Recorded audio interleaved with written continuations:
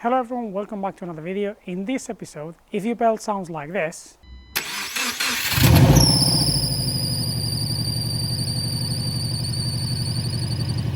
I'm going to show you how to fix that. But before we get too deep into today's video, as usual, let's roll the intro.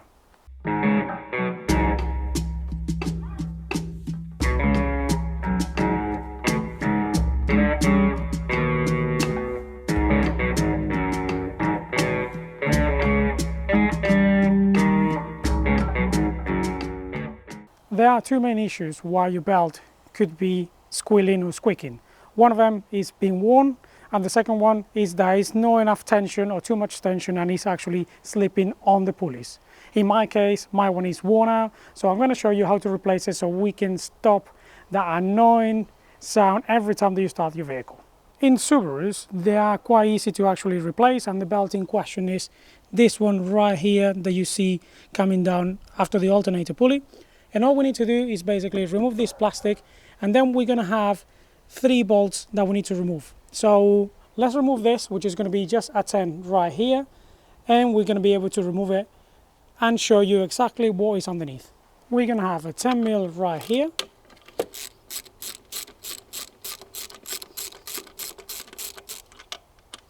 Which that is out. And then on this side, in this case, some of the cars actually have one here and one here. In this case, we're just going to have a clip that it pulls out. A clip just like that, that locates right there. So we're going to put this aside for now, and I'm going to show you what we got. This is the belt in question that we're talking about. This is the auxiliary belt or V belt. This is the belt for the air conditioning. As you can see, it goes around the compressor right there. And this one is the one that normally gives you the issues. This has been changed probably, I'd say 4 years ago, so I'm not too bothered if we have to replace it. But what you want to see is that if you got any cracks in here, and most importantly, I don't know if you're going to be able to see it, but I'll show you when I take it out. Most importantly, we want to see if we got any cracks in here and the actual holes in the actual grooves. And to be able to get the tension off this, what we're going to have to do is basically undo that bolt and that bolt. This bolt here, that one right there at the bottom, holds this bracket and the alternator in certain position, and then what we do is if we wind this up, then it will bring the alternator upwards or downwards depending how much tension we want on a belt. Now, one thing that you're going to have to be mindful with is when you do that bolt, the bolt that goes to the alternator, when you tighten it, don't over tighten it because they do break. I had 2 of them which I over tightened, my fault, I wasn't really paying attention, and I over tightened them and it broke. So then I didn't have power steering and I didn't have basically the alternator charging the battery. So we have to be very mindful with that. When I'm doing this, I like as well to lose the bolt that goes from this side to basically hold the alternator as well in position. I like to do that so then we can tilt and we're not putting more pressure on the bolt itself there. And they're all going to be, this one it might be a bit trickier now because we got that bracket there, so we're going to have to get an extension, but they're all going to be, in my case at least, 12mm. If your bolt has good tension like this one has and it's still squeaking or squealing and you decided to replace it, one thing that you can do if you wanted to have more or less an idea, a rough idea, how much tension to put, is basically you can mark this bolt right here, and you can mark the bracket as well, where it connects with this bracket. So basically down here underneath the belt. So you can make a line there with a pen or something. So then you got a rough idea what it was before, and when you put a new one, how far out you are from it. That's a way to do it. Another one is as well, like measure how much flex this has, but a quicker, maybe a better visual one, it would be if you mark the bolt and you mark the bracket so you have a rough idea. But yeah, let's remove them.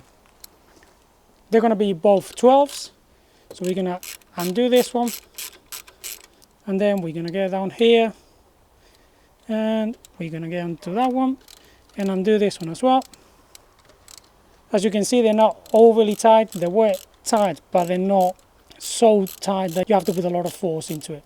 As well, I'm doing this after I've driven 40 minutes, so everything is fucking hot, which is not ideal, but yeah, that's just me. So we're going to remove that bolt right here, As well, for some reason today is so hot here in the UK, which I'm not complaining, it's finally about time. But well, that bolt is out now, so we're going to put that aside. And then if I bring you closer, you will be able to see that that's the bracket I was on about, and basically the way that it sits. So that bolt that we remove, this bolt here that we removed, goes through there and into alternator.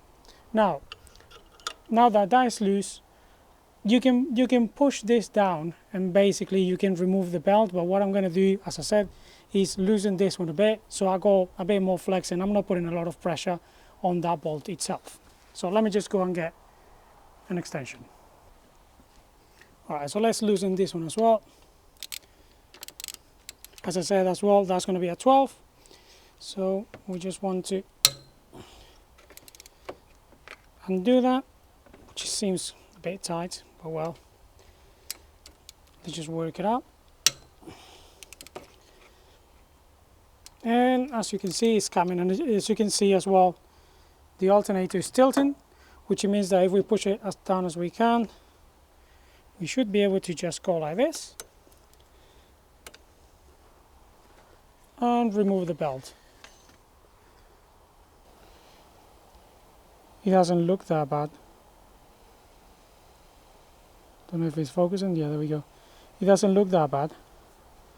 So yeah. Well, right here it seems like it has a couple of cracks and stuff like that. So yeah, we're gonna replace it anyway. And let me show you what we're gonna replace it with. So we're gonna be replacing the old OEM belt with a brand new HKS blue belt.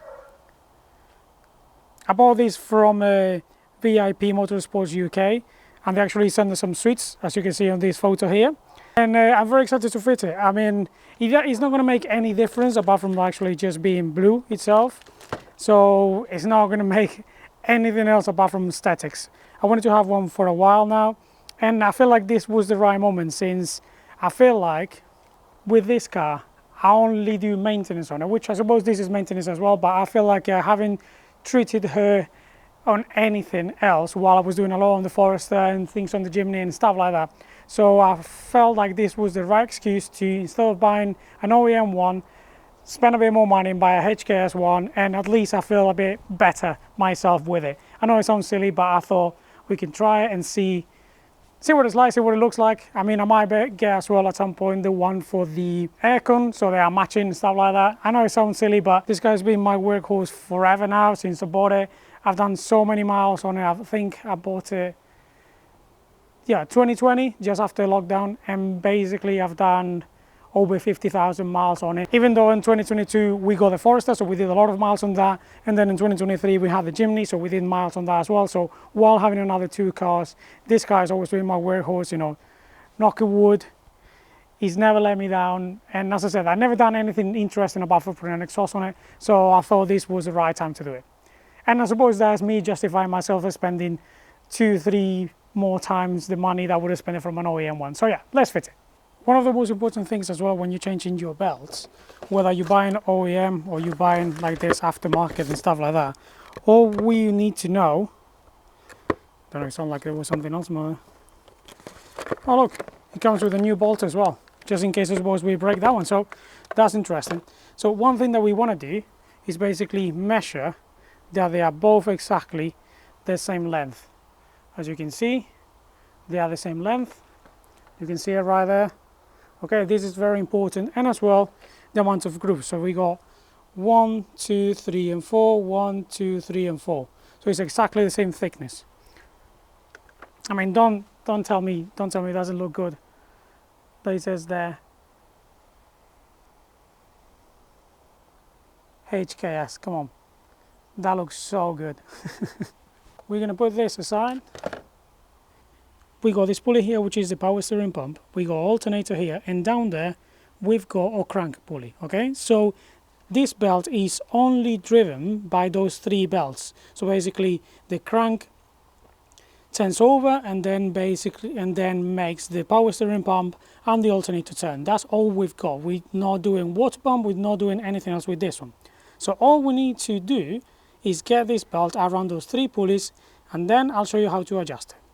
So the way that we're going to do this is basically by feeding this belt down here into these 2 pulleys right there. Reach your hand down, get it over the crank pulley, and that's basically about it. It doesn't have much more science than that. It's not much harder than that. Before we put tension on it, we just need to make sure that it's on this pulley, on that pulley, and as I said, on the crank pulley. Now what we can do is tilt the alternator upwards, put a bolt here, and then we'll see how much tension we have to give it. So let's do that.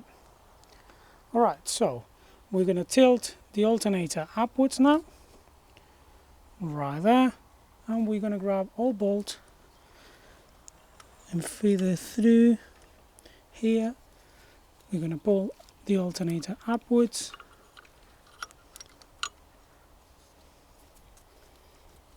and as I said, try to do this job when it's not fucking hot. Jesus Christ. Alright, so that bolt is now on, and what we're going to have to do is to start putting tension on it. So we can go back to this one and just do that one tight, and now what we're going to do is start bringing this one up, and you'll see how the alternator at the same time is coming up. Don't know if you can see it because I'm there, so I'll try to stay here. And just remember, if you did do the marks on your bolt, you will be able to see where the other belt was before. You see, that still has no tension on it. So we're going to have to keep on going until we can find where our tension is. So that is a bit better. That feels a bit better as well. Come on, a bit more. And I reckon we might be somewhere in there. Right, so that's nice and tight there. As I said, we don't want it to over tighten it, so we're just checking how much play there is on the belt. That seems good. The alternator seems good. That's nice and tight, and this one is nice and tight as well. Let me just double check. Should be good there.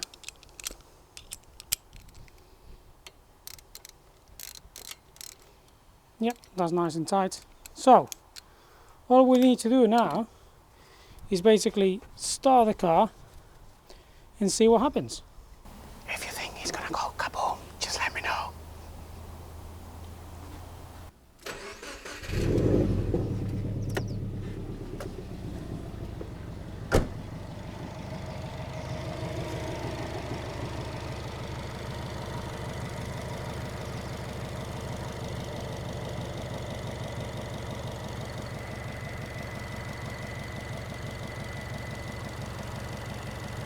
Something that we can do now, since that's running, and it seems quite nice as well. As I said, the car is warm, so it's idling fine.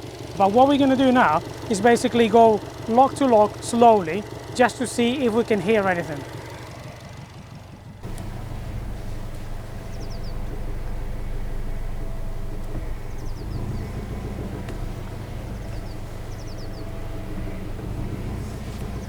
Now that we've done that and we can see that there's no issues with it, one thing that we're going to do, and one thing I'm going to show you, is basically I'm going to use my multimeter and I'm going to put it on the battery itself, just to make sure that the alternator is charging our battery. I know that's vibrating, I need to put a clip on that, I keep forgetting. But yeah, let's check the battery.